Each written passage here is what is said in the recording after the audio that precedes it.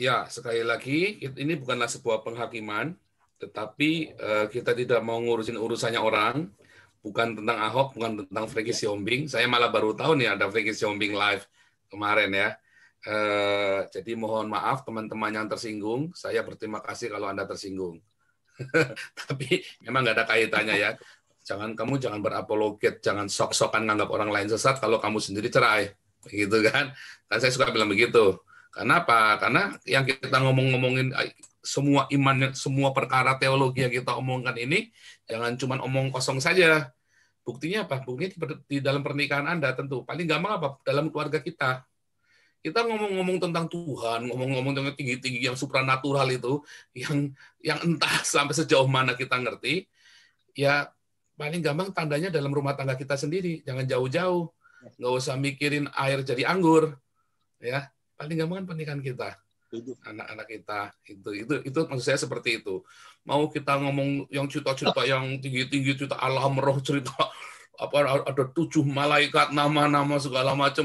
Kayak kita pernah paling jago aja di surga kan. Paling tahu tentang surga itu ada berapa lapis. Wah, kita kayaknya paling jago aja kita nih ya kan. Wah, Tuhan itu bentuknya seperti ini. Wah, Tritunggal, Trinitas, Unitarian. Wah, rasanya kita paling tahu tentang Tuhan. Tetapi ternyata hidup kita nggak mengalami Tuhan. Nah, itu saya bilang, omong kosong yang kamu ngomong. Kamu cuma teori saja, katanya-katanya. Ya, jadi saya, teman-teman, jangan berkata saya menghakimi. Enggak ya. Karena kita semua punya masa lalu yang tidak baik. Saya punya masa lalu yang tidak baik. Tapi itulah namanya kelahiran baru. Orang yang sudah di dalam lahir dari Allah, dia tidak akan hamartia lagi. Jadi kamu mau belok pun dibalikin lagi. Nah, itulah sebabnya saya sangat yakin sekali dengan kelahiran baru yang sejati. Ya, bahwa orang sekali diselamatkan tetap diselamatkan asal dia benar-benar lahir baru. Termasuk juga di dalam pernikahan Anda. Masalahnya satu-satunya pembatal keselamatan, kan sudah kita bahas minggu lalu, pembatal keselamatan. Satu adalah pengampunan. Itu satu-satunya pembatal keselamatan. Masalah pengampunan. Nah, di dalam pernikahan ini kita akan membahas tentang itu ya. Karena semua ujung-ujungnya adalah tentang pengampunan. Ya, tentang perceraian ya, tema kita. Nah, ketika Anda membahas tentang perceraian, Anda tidak akan terluput dari perjanjian lama dan perjanjian baru. Namun sekali lagi, saya akan membahasnya secara letterlek, ya, tertulis. Saya nggak urusan dengan ada bumbu-bumbu di dalamnya, pokoknya yang tertulis seperti itu. Ya, tapi nanti kita akan membuat satu eksegesa dari situ. Bukan, saya tidak suka dengan menambahkan asumsi-asumsi, saya lebih suka dengan eksegesa. Nah, kalau Anda pernah dengar pengajarannya Pak Rubin Adi dari GBI dan Pak Edileo, ada beberapa yang saya tidak setuju. Cuman saya lebih, mereka hampir sama pengajarannya ya, tetapi saya lebih cenderung setuju dengan apa yang diajarkan oleh Edileo. Jadi waktu saya menonton videonya Edileo, waktu itu kasusnya waktu Ahok itu cerai itu ya, mereka semua membuat suatu pernyataan yang melegalkan itu grupnya Reform, ya bahkan di endorse, yang siapa yang menghina Ahok akan melawan saya, intinya begitulah intinya dari endorsementnya itu.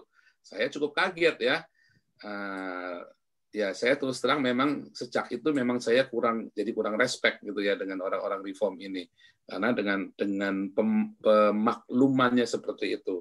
Karena sebagai seorang hamba Tuhan, ketika tidak di publik dia nggak boleh membuat suatu pemakluman. Kepada satu pribadi, personal, dia bisa memahami, dia bisa sebagai seorang gembala, dia bisa menerima. Tetapi ketika dia berada di suatu publik, dia harus bilang yang tidak boleh, yang boleh adalah boleh. Namun kalau memang menurut paham Reform bahwa itu diizinkan karena perceraian, maka saya akan berkata, saya nggak respect dengan keputusan itu. Karena itulah inti dari hubungan Kristus dengan jemaatnya. Coba kita buka dulu di dalam Efesus 5 ayat 32 ya. Efesus 5 ayat 32.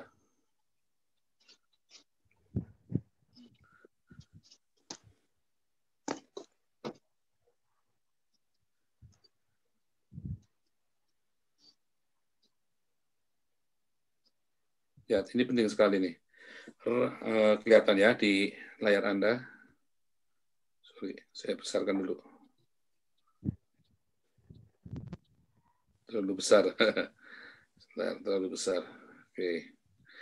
Ya, Efesus 5 ayat 32, Anda lihat, rahasia ini besar, tetapi yang aku maksudkan ialah hubungan Kristus dan jemaat. Ya. Nah, tentang pernikahan ini,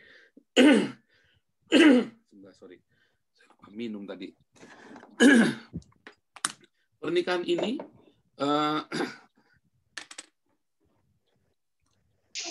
adalah ide dari Tuhan. Dari awal, ketika Tuhan menciptakan Adam dan Hawa, satu pasang, ya, satu laki-laki, satu perempuan, itu adalah ide dari Tuhan.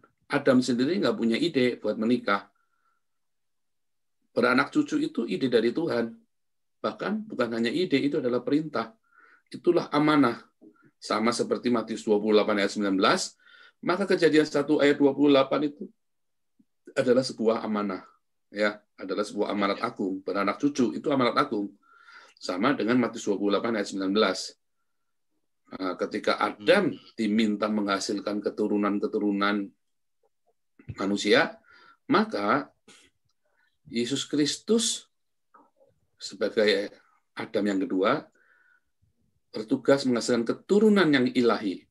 Kalau Adam menghasilkan keturunan manusia, keturunan dari daging, dari sarks, maka Yesus Kristus bertugas menghasilkan keturunan ilahi. Dia adalah benih ilahi. Yesus itu adalah benih ilahi yang pertama. Dan menghasilkan 12 muridnya. 12 muridnya mati satu, ya. Tetapi yang sisanya dia menghasilkan benih-benih ilahi dan jadilah kita orang-orang percaya. Gitu ya. Itulah benih ilahi.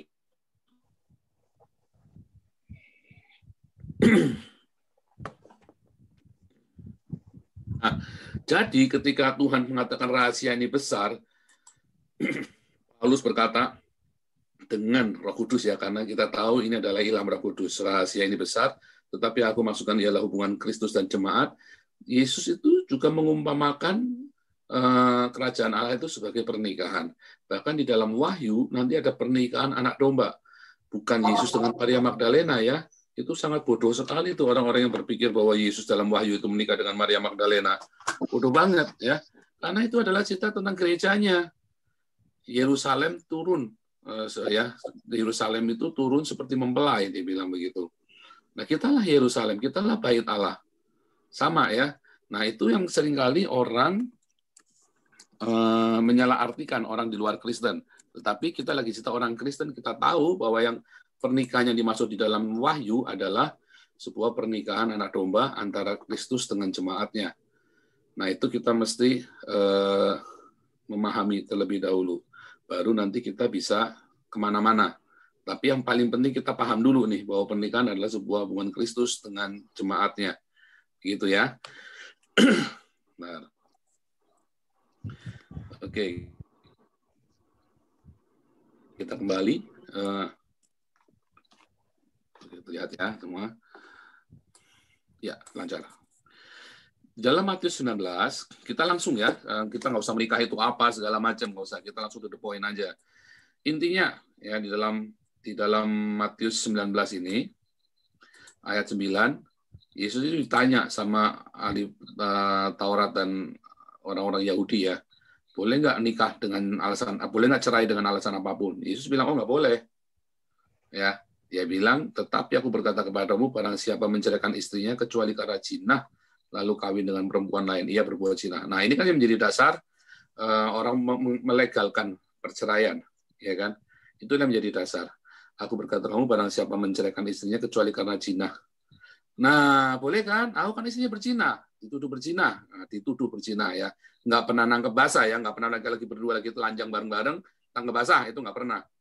Ya, atau sahabat Tuhan, ya, kita lagi cerita tentang perzinahan, intinya begitu. Entah itu terbukti atau tidak terbukti, tapi bolehkah menikah karena zina? Pertanyaannya kan itu kan. Coba kita kasih tanda, ya.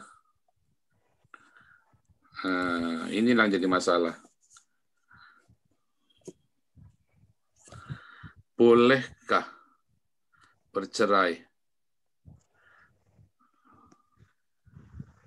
karena zina?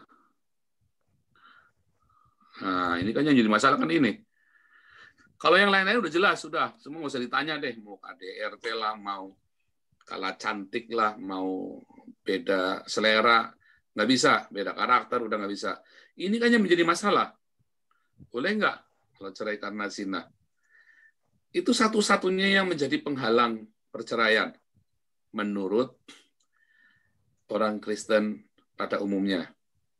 Ya, kalau menurut saya nggak boleh. Ya, zina dalam kepala Anda dengan zina dalam kepala saya berbeda soalnya. Jadi nggak boleh bercerai karena zina. Nah, maka kita harus menjelaskan apakah zina yang dimaksud di sini. Karena berkali-kali orang bilang berzina, berzina, berzina, tetapi berzina seperti apa? Coba kalau kita baca, langsung masuk ya, kita langsung to the point sekali lagi ya. Kata, kita membuat satu eksegesa dari ininya, kita nggak akan bikin satu-satu begitu ya. Kita tahu kata ginaika ini ya, itu adalah seorang wanita. Wanita itu bisa istri, bisa janda, bisa gadis, pokoknya itu adalah wanita. Kalau bilang wanitamu, nah berarti bisa istrimu, bisa tunanganmu, seperti gitu ya. Nah, tidak boleh bercerai kecuali, lihat ya, kata Cina ini pornea, kecuali pornea, ya, tidak boleh bercerai kecuali pornea. Tetapi kita lihat kata yang kedua, orang yang kemudian menikah, kata ini ada dari kata gamos ya. Kata gamos ini 1060 ya pastinya. Ini sangat beda nanti dengan gamai. Ada lagi. Ini wedding. Kalau ini adalah intercourse, penis masuk vagina. Saya ngomong harus dengan vulgar ya supaya Anda jangan nanti bermetafora kemana-mana. Nih saya dengan jelas nih, penis masuk vagina, itulah gamos. Ya, orang yang gamos, penis masuk vagina ini ya, kepada orang yang diceraikan, ya, maka kalau dia bercerai bukan karena karena dia bercerai bukan karena pornea, kecuali karena pornea, lalu menikah dengan yang lain, gamos, kawin ya, maka dia sudah melakukan moikau, ya, moikau, moikau, moikau, moikau, itu ya. Jadi kita ketemu 3 kata, pornea, gamos, dan moikau. Nah, kata pornea ini yang kita terjemahkan kata Cina, ya, Cina. Benarkah penerjemahan itu? Ternyata kata Cina akan kita akan kita temui ya, kata Cina itu ada lagi kata cabul. Nah, kalau kata Cina artinya suami istri kemudian dia selingkuh, itulah Cina. Tapi kalau dia bukan suami istri, namanya cabul. Ya. Nah, pornea inilah cabul. Zina inilah moikau. Jadi ini terjemahannya bukan zina, ya seksual immorality, cabul. Gitu ya, bukan zina. Sehingga Anda tidak barang siapa menceraikan istrinya kecuali karena percabulan, bukan karena perzinahan. Yang benar bahasanya. Karena kita akan membuat satu klasifikasi bahwa yang digunakan adalah kata pornea. Kata pornea itu adalah sebuah percabulan. Nah, kalau dia menggunakan kata moikau, maka artinya perzinahan, selingkuh. Kalau selingkuh itu artinya ada yang resmi, tapi dia cari yang nggak resmi, begitu ya. Nah, itu kita harus ngerti itu dulu. Nah, sehingga terjemahan ini harus benar dulu, supaya kita jangan salah nih. Inilah eksegesisnya. Jadi, saya ulangi, pernikahan karena zina adalah sebuah terjemahan yang salah.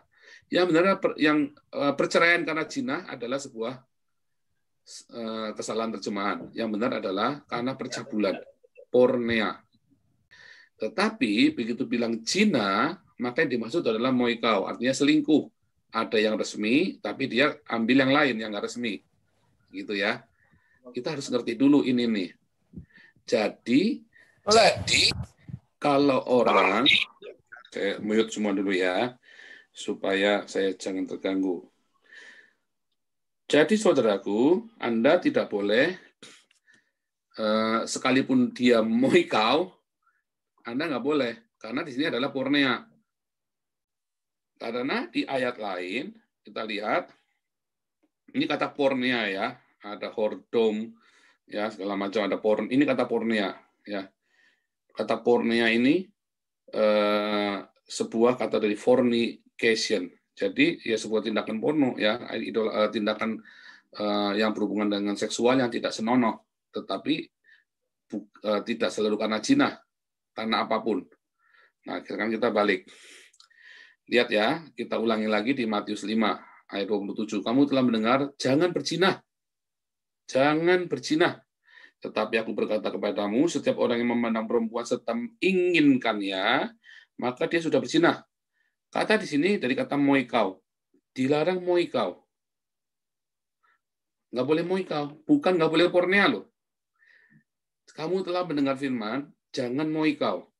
Tapi aku berkata kepadamu, setiap orang yang memandang perempuan serta epistemi ya, maka dia sudah moikau di dalam hatinya, moikau.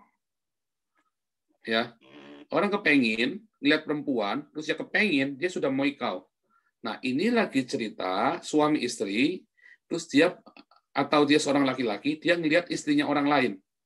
Perempuan di sini, nanti kalau kita lihat di dalam Keluaran 20 ayat 17, itu adalah miliknya orang lain. Ya. Temanya ini adalah perempuan miliknya orang. Barang siapa melihat perempuan dan jangan mengingini wanita sesamamu. Ya. Yang kalau diterjemahkan jadi istri sesamamu, gitu ya. Nah, kalau kita mengingininya, yaitu dengan epistemi tadi, dengan desire, dengan hawa nafsu, maka kita sudah moikau, berzina di dalam hati kita. Ya kan? Sudah moikau. Padahal moikau ini bagian dari pornea. Ya kan? Pornea itu salah satunya adalah moikau. Selain pornografi, porno aksi, pedofilia, ya, homoseksual, termasuk juga perselingkuhan. Termasuk dalam moikau. Nah, itu ya, termasuk perzinahan di dalamnya ada moikau, ada di dalam pornea. Coba kita lihat. Ya, kita nggak boleh moikau. Ya, kita nggak boleh moikau. Itu bahasa aslinya. Lihat ini ya. Dalam Matius 5 ayat 28. Barang siapa moikau, ya, dan kita epistemai, maka kita sudah moikau di dalam hatinya. Itu ya. Jadi epitumeo, sorry ya, bukan epistem, epitumeo tadi ya, epitumeo. Menginginkan di dalam hatinya, itu sudah moikau kita. Nah, moikau ya. Kata moikau artinya man married woman ya. Adultery, tindakan adultery seksual ya, yang berkaitan dengan seksual antara seorang laki-laki dengan wanita yang sudah beristri atau lelaki yang sudah wanita yang sudah bersuami atau lelaki yang sudah beristri. Itulah moikau. Nah, itulah yang kita sebut dengan zina atau selingkuh gitu ya. Nah, ini bedakan dengan cabul. Nah, kalau pornea tadi kita bilang cabul. Ya kan pornea soalnya kan, bukan moikau loh. Kalau cuma moikau itu memang berarti karena zina. Kita sekarang masuk ada moikau, ada zina. Oh sorry, jangan situ dulu ya. Kita ada moikau. Saya pakai bahasa yang ini aja ya. Moikeo, ada ini artinya zina. Ada pornea. Ini adalah cabul. Nah, jinah termasuk di dalam cabul. Itu ya. Jinah itu termasuk di dalam cabul. Ada moikau, saya pakai bahasa yang ini. Ya, bagus. Ya, jadi jinah ini termasuk di dalam cabul. Semua tindakan percabulan termasuk jinah adalah pornea. Jadi misalnya ini saya kasih gede nih, ini adalah pornea. Maka di dalam pornea ini ada yang namanya moikau. Nah, itu ya. Inilah moikau. Di dalam pornea ini, di sini ada homoseksualitas, di sini ada pedofilia, dan seterusnya. Semua tindakan-tindakan itu. Salah satunya adalah moikau. Gitu ya. Dan semua ini disebut dengan pornea. Termasuk lesbian ya, kok? Lesbian ya, homoseksual tadi, homoseksual atau lesbian, LGBT tadi. Termasuk di dalamnya. Itulah pornea. Semua tindakan-tindakan yang tidak senonoh, itu termasuk dalam pornea. Kalau di dalam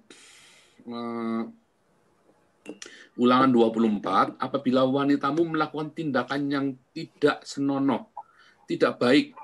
Tadi kata tidak baik ya, kata tidak senonoh itu kata tidak baik.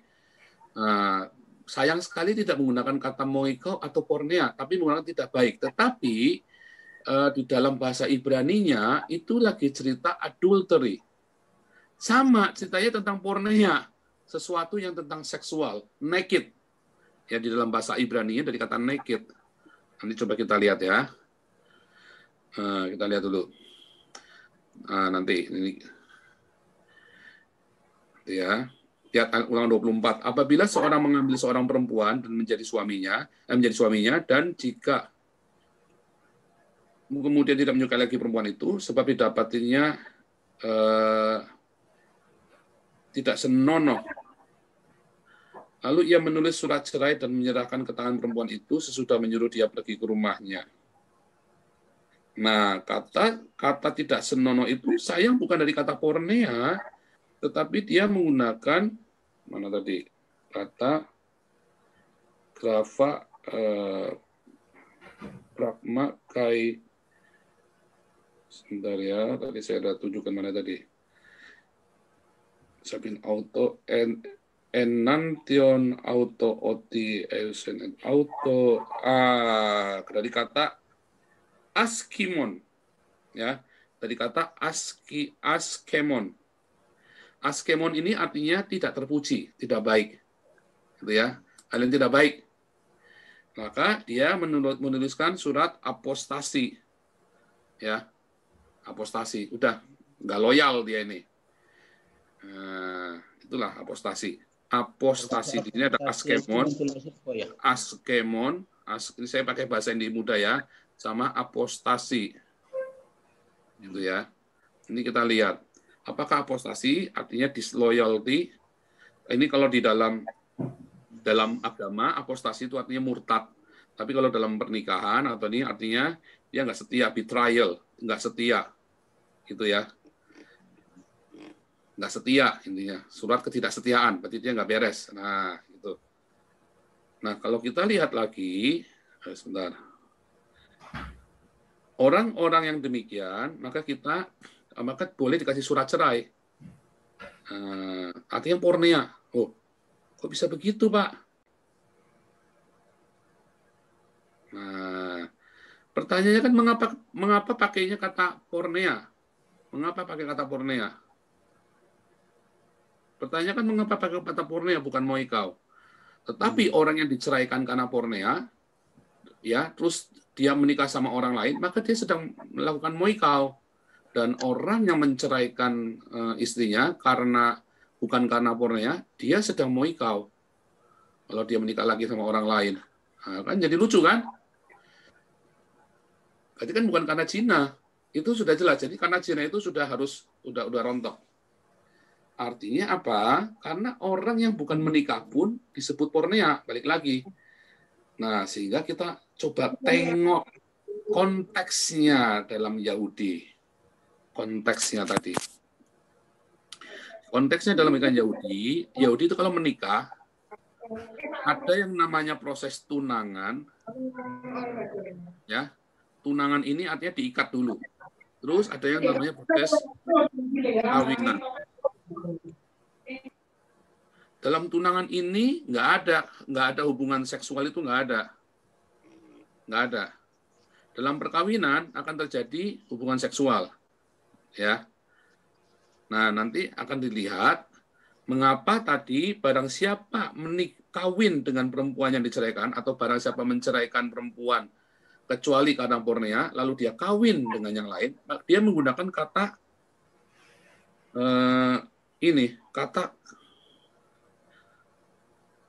gimana tadi? Kata gamos. Sorry, sebentar ya. Kata gameo. Dia menggunakan kata gameo. Artinya ini adalah penis masuk vagina. Tetapi di dalam Alkitab kita mengenal kata gamos. Nah, gamos ini adalah wedding-nya. Suratnya. Kalau bahasa Indonesia itu menikahnya pakai surat. Ya, gamos adalah apa? Wedding fest, pesta pernikahan, ya kan? Selalu ceritanya tentang seremoni, upacara, pesta, dan sebuah marriage, ya, yaitu pakai surat, artinya adalah sebuah ritual, makanya disebut seremoni. Tetapi begitu kita pakai gameo, itu adalah hubungan bersetubuh, ya, seks, itulah seks, itu ya, making sex, gitu loh. Kalau tadi making family, kalau ini making sex, beda ya. Nah, yang dibilang barang siapa mengawini orang yang diceraikan, ya dia sedang ini tadi, barang siapa gameo, maka dia sedang moikau, berzina. Nah, maka kita ngerti sekarang, balik lagi ke tradisinya orang Yahudi. Jadi, ternyata di dalam tunangan ini ada pornea. Kalau dalam perkawinan sudah pasti namanya moikau. Kalau berzina dalam ini moikau. Kalau dalam tunangan namanya pornea. Karena tidak dibilang moikau, bilangnya pornea. Artinya bisa jadi dalam tunangan ini mereka belum melakukan gameo. Mereka belum gameo berhubungan seks, tapi ternyata dia sudah sama orang lain. Contoh, seperti Yusuf dengan Maria. Marianya tiba-tiba hamil. Nah, Yusufnya mau menceraikan dengan diam-diam karena mereka belum gameo. Mereka belum melakukan gameo, mereka belum melakukan hubungan suami istri. Nah, di dalam pernikahan ketika mereka sudah melakukan ini, maka bukan disebut pornea tapi disebut moikau, perzinahan. Yaitu karena si Yusuf sama Maria sudah gameo dan sudah dilakukan gamos tadi, ada ikatan. Ya, bukan cuma pertunangan, tapi adalah sebuah ikatan untuk berhubungan, untuk diizinkan secara adat untuk berhubungan seks tanpa mereka harus takut dirajam batu. Kalau waktu mereka masih tunangan, terus mereka berhubungan seks, itu mereka akan bisa dikenakan sanksi kalau mereka nggak meneruskannya menjadi sebuah perkawinan. Begitu ya.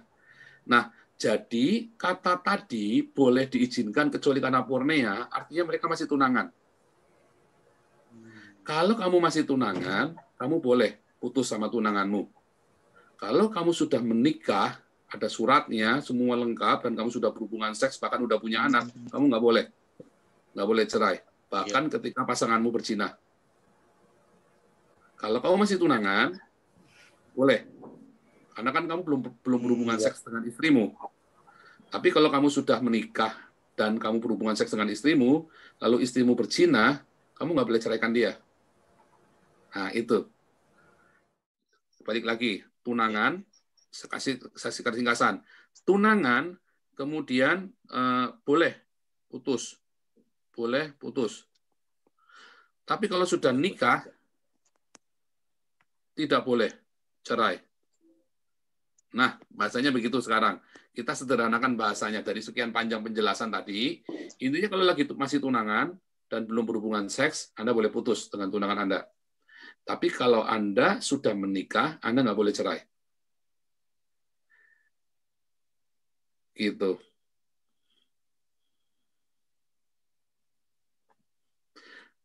Anggap ya. Nah, kalau lagi masih tunangan, terus Anda mendapati tunangan Anda tidak senonoh. Terus Anda, oke, kita nggak jadi, kita batal. Anda harus kasih surat cerai. Ya kan? Batal nih kita nih. Surat pembatalan dong. Karena dia bukan milik saya lagi, dia boleh dimiliki orang lain. Karena di dalam proses pertunangan itu, Anda memerlukan banyak sekali prosedur dan ritual sampai nanti aja menikah. Boleh berhubungan seks dengan istri Anda. Nah, jadi waktu tunangan itu putus, terus dia kawin sama orang lain, terus dia mau balik sama Anda, kan Anda kan ceraikan dia gara-gara dia udah nggak senonoh.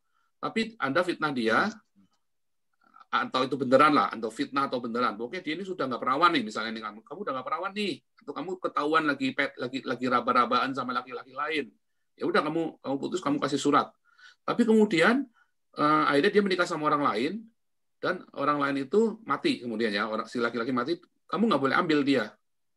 Berarti kamu kan dulu sudah nolak dia, nggak boleh diambil lagi.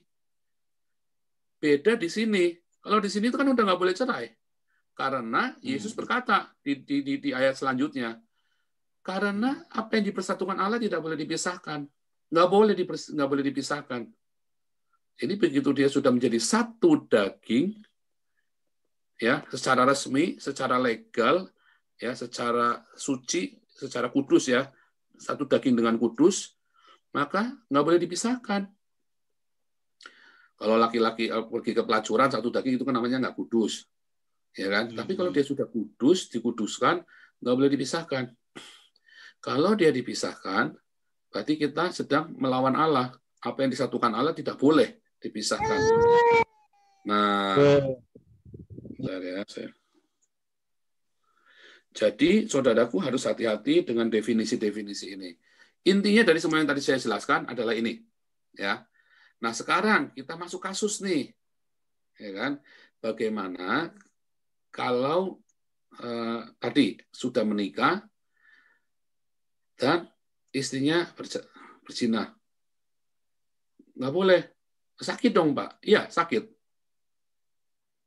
Sudah menikah, ya, terus berzina. Ini kasus yang pertama ya. Ya, sebentar. Ini kasus yang pertama. Ini benar-benar terjadi nih ya, nikah. Terus ada berzina. Ini tidak boleh cerai. Tidak boleh cerai. Sakit dong? Iya, sakit. Nah, mengapa sudah nikah zina tidak boleh cerai? Karena kita disuruh mengampuni. Inilah kata kuncinya, mengampuni. Kalau kamu bercerai, berarti kan kamu nggak ngampuni. Yes. Simpel kan? Nah, sekarang dibalik. Sekarang kalau kita yang laki-laki yang berzina, apakah istri boleh menceraikan kita? Kan kita nggak mau. Kalau kita sudah bertobat, kan kita nggak mau diceraikan. Kita maunya dia suruh ngampunin kita. Sekarang kalau dibalik, kalau istrimu yang berzina, ya kan? Maka akan jadi timpang. Kalau kita yang berzina kita minta diampuni, kalau istri kita yang berzina maka kita bilang boleh cerai. Sekarang kalau dibalik, Ahok cerai. Apakah Ahok apakah misalnya Ahok yang berzina misalnya? Oh ya, nggak apa-apa berhak. Ya, tapi kalau istrinya nggak, berarti kan istrinya lebih mengampuni karena istrinya mau menerima. Ini kita cerita ya, artinya nggak demikian ya. Saya nggak tahu ceritanya Ahok bagaimana ya. Kita nggak menghakimi, kita lagi cerita di depan mata nih. Nah, kita sekarang cerita orang-orang tadi ya, orang-orang yang berzina bagaimana. Sekarang misalnya nih, Frankie Siombing putus sama si Febiola. Dia kembali sama istrinya. Istrinya harus ngampuni. Ya itulah masalahnya. Ya kan? Ngampuni, karena itulah istrinya yang sah. Dia dulu diberkati. Karena itulah yang sah. Makanya, ketika ada orang konseling sama saya, ini ceritanya begini. Ini perempuan adalah istri kedua. Istri kedua. Istri sambung. Istri pertamanya udah cerai. Ya. Istri pertamanya, gini. Ada seorang bernama Anton. Anton ini punya istri namanya Ani. Kemudian dia cerai. Dia sudah menikah dan semua dengan resmi di gereja dengan adat segala macam. Kemudian dia cerai, ya kan? Kemudian Anton menikah lagi dengan Ita. Ita ini kan berarti yang kedua, ya kan? Kemudian tiba-tiba Ani ini kan diceraikan, tapi dia nggak mau diceraikan sebetulnya. Dia berdoa dengan sungguh-sungguh, dia doa puasa, dia mati-matian puasa. Setiap hari makan cuma sehari sekali, dia berharap Tuhan menjamah Anton, karena dia bilang, ini suamiku dari Tuhan. Ani punya iman yang cukup besar.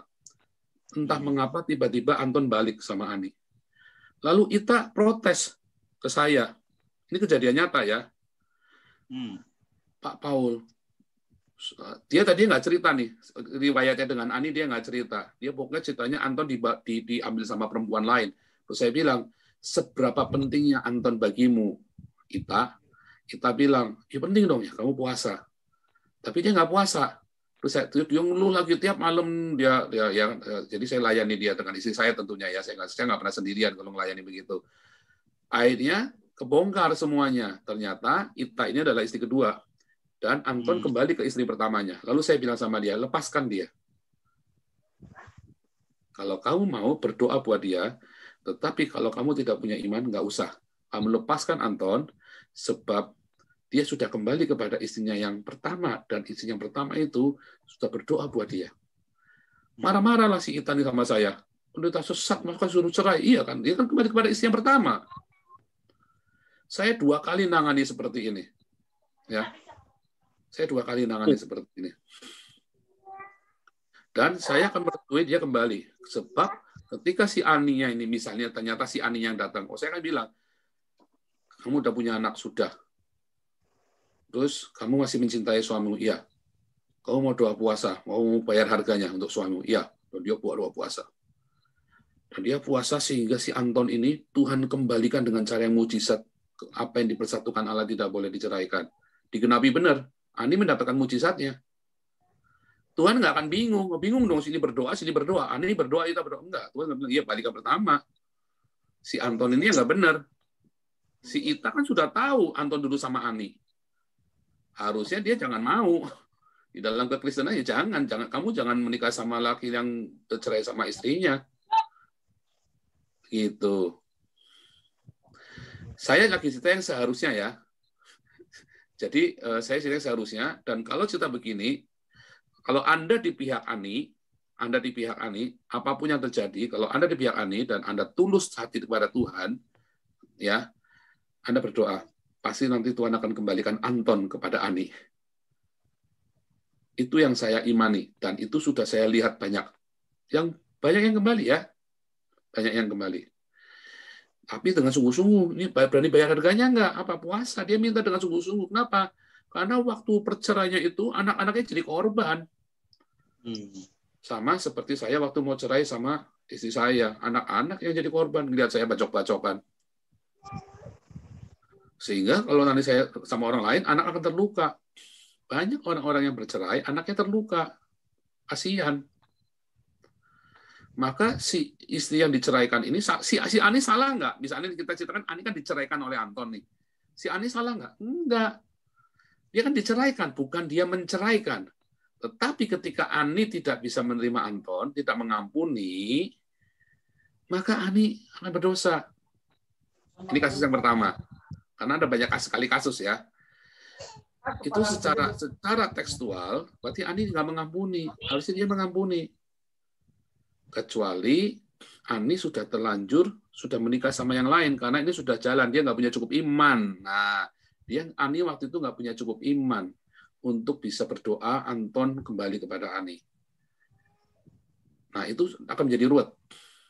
Itu akan menjadi ruwet, dan jangan salahkan Tuhan. Tuhan juga, saya juga kalau kamu berdoa pun, Tuhan nggak, karena Anton sudah menikah dengan Ita, Ani sudah menikah dengan si misalnya siapa lagi, si Udin gitu kan, ya jangan salahkan Tuhan. Anda berdua sudah memutuskan kalau Anda ingin yang benar, yang sempurna, ya jangan menikah si Ani ini, tungguin si Anton.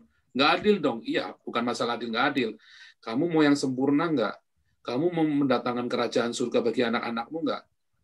Kalau orang tua tidak mau disalib, nanti anaknya yang disalib. Itu yang sering terjadi. Misalnya nih hamba Tuhan yang istrinya dibawa lari sama pengerjanya, banyak ya. Jadi banyak pendeta, ada pendeta-pendeta di gereja-gereja yang sudah cukup mampu gitu ya, tapi tanggung, mampu tapi nggak besar-besar amat. Kalau udah besar-besar amat nggak mungkin mau sama pengerjanya, karena sudah cukup kaya kan. Tapi biasanya kan karena ya nih kaya enggak, miskin enggak, pengerjanya ya bolehlah ya kan. Nah, makanya dia si istrinya hamba Tuhan ini selingkuh sama pengerjanya, sama full timernya, lalu kabur, gitu kan.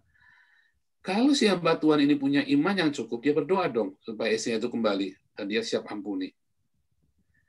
Tetapi balik lagi, dulu menikahnya bagaimana? Nah, dulu banyak orang, dulu menikahnya nggak benar.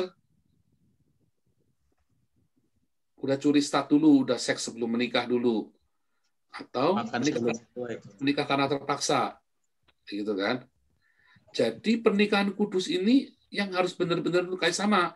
Orang Kristen pasti masuk surga. Oh, siapa bilang?